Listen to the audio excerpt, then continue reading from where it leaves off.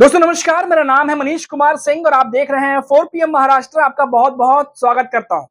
दोस्तों महाराष्ट्र में पिछले कुछ दिनों से कुछ समय से लगातार ये चर्चा चल रही थी कि राज ठाकरे और उद्धव ठाकरे क्या दोनों ठाकरे बंधु एक होने जा रहे हैं। अब इस पर एक बड़ी खबर आपको देने जा रहा हूं। जी हाँ दोस्तों, उद्धव ठाकरे की शिवसेना यानी कि यूबीटी पक्ष के विधायक अनिल परब ने प्रेस कॉन्फ्रेंस करते हुए एक बड़ा बयान दिया है। जी हाँ दोस्तों, आपको बता दें कि अनिल परब ने कहा है कि उद्धव ठाकरे ने या हमारी पार्टी ने कभी भी बातचीत के रास्ते बंद नहीं किए और उद्धव ठाकरे जो है वो छोटे मोटे जो विवाद हैं उसे भुला करके महाराष्ट्र के हित में फैसला करने के लिए तैयार है।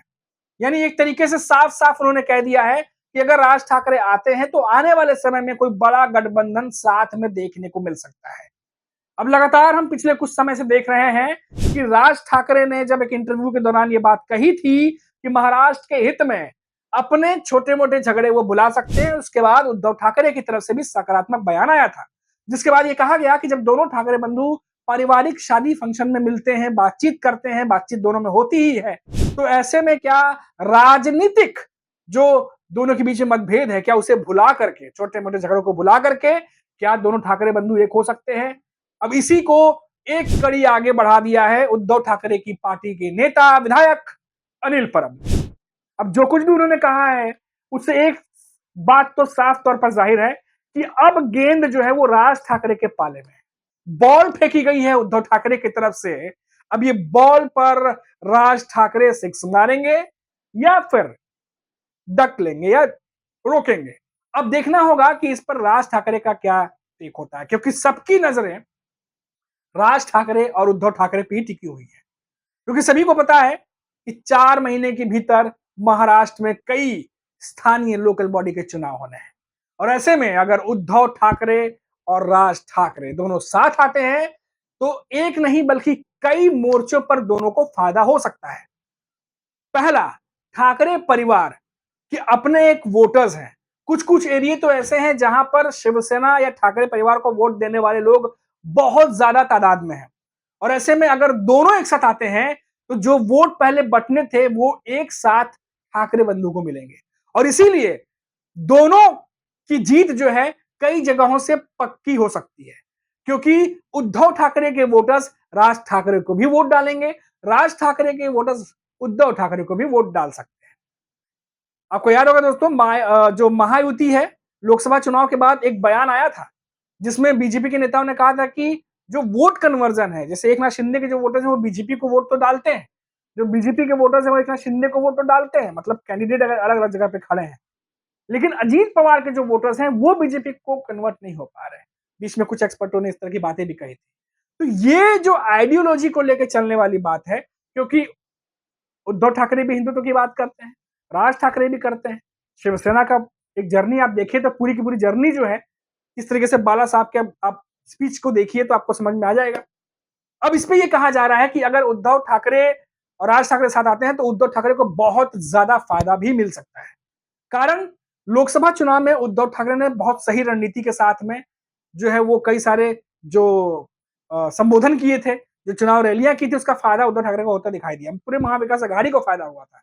लेकिन क्योंकि विधानसभा चुनाव आते आते कुछ स्कीम्स या योजनाएं ऐसी लागू की गई जिससे माना गया कि बहुत सारे वोटर्स जो है वो महायुति की तरफ शिफ्ट हुए।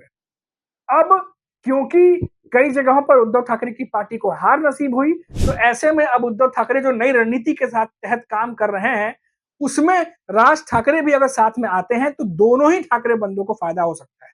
क्योंकि एक तरफ तो उद्धव ठाकरे हैं जो अपनी जमीन को अब और ज्यादा मजबूत करना चाहते हैं, क्योंकि लोकल बॉडी के चुनाव में शिवसेना हमेशा से बहुत प्रभावी रही है और बहुत ज्यादा जो है उसका दबदबा देखने को मिलता है और राज ठाकरे इस बात को जानते हैं कि अगर वो भी साथ आते हैं तो कई मोर्चों पर जीत हासिल हो सकती है, क्योंकि विधानसभा चुनाव के बाद भी राज ठाकरे जो है वो अपनी सियासी जमीन को मजबूत करने में लगे हुए हैं।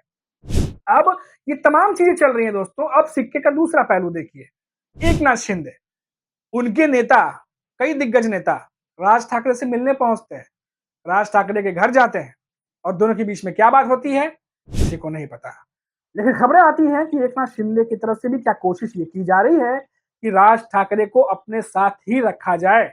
अगर राज ठाकरे, क्योंकि आपको याद होगा दोस्तों विधानसभा चुनाव में राज ठाकरे के बेटे अमित ठाकरे माहिम से खड़े थे और बीजेपी बार-बार ये कोशिश कर रही थी कि माहिम में अमित ठाकरे जीतें, क्योंकि राज ठाकरे ने बीजेपी को सपोर्ट किया था लोकसभा चुनाव में। लेकिन इसके बावजूद देखा गया कि एकनाथ शिंदे जो है वो उन्होंने अपना कैंडिडेट उतार दिया और वहां पर अमित ठाकरे जो है माहिम से हार गए, जो कि बहुत ज्यादा माहौल ऐसा बना हुआ था कि अमित ठाकरे जीत सकते हैं।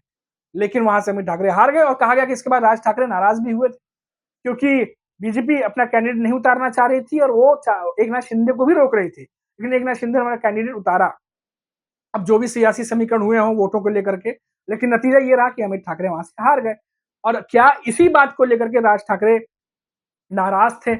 जो एकनाथ शिंदे के जो मंत्री जा रहे हैं राज ठाकरे से मिलने के लिए, क्या उस बात पर भी चर्चा हो रही है? क्या राज ठाकरे ने मूड बना लिया है कि वो उद्धव ठाकरे के साथ जाएंगे, क्योंकि पहला बयान राज ठाकरे की तरफ से ही आया था? या फिर ये दबाव बनाने की एक राजनीति है कि महायुति की जो पार्टियां उन पर दबाव बनाया जाए कि राज ठाकरे अगर ये फैसला करते हैं तो फिर किस तरीके से महायुति के नेता राज ठाकरे को फायदा पहुंचाने के लिए काम कर सकते हैं, उस पर बातचीत हो। तो सियासत में कभी भी कुछ भी हो सकता है दोस्तों, बहुत मुश्किल है कुछ भी कह पाना अभी। लेकिन इतना जरूर है कि राज ठाकरे ने जो बयान दिया था कि छोटे मोटे झगड़े भुलाने को तैयार है अगर महाराष्ट्र के हित की बात आती है, इससे देखा गया कि कई बार महायुति के नेता जो है वो राज ठाकरे से मिलते हुए दिखाई दिए। अब इस पर अटकलें यही लग रही है कि क्या कोशिश हो रही है राज ठाकरे को रोकने की, क्या कुछ और बात हो रही है? क्योंकि दूसरी तरफ से लगातार कभी संजय राउत कहते हैं, कभी अनिल परब कहते हैं कि हमारे तरफ से तो रास्ते खुले हुए हैं, अब कॉल जो है वो राज ठाकरे को लेना है कि हमारे साथ आना है या नहीं आना, वो उनको फैसला करना है। तो एक तरीके से दूसरे तरीके से अगर देखा जाए तो इनडायरेक्ट तरीके से उद्धव ठाकरे के पार्टी के नेताओं की तरफ से बार-बार जो है वो बार-बार राज ठाकरे को ये बात कही जा रही है कि हमारी तरफ से आपका वेलकम है, अब आपको कॉल लेना है। क्योंकि सभी को पता है दोस्तों अगर ठाकरे बंधु साथ आ गए तो इस बार लोकल बॉडी के चुनाव में ये चुनाव जो है वो बहुत ही ज्यादा इंटरेस्टिंग मोड पर पहुंच जाएगा।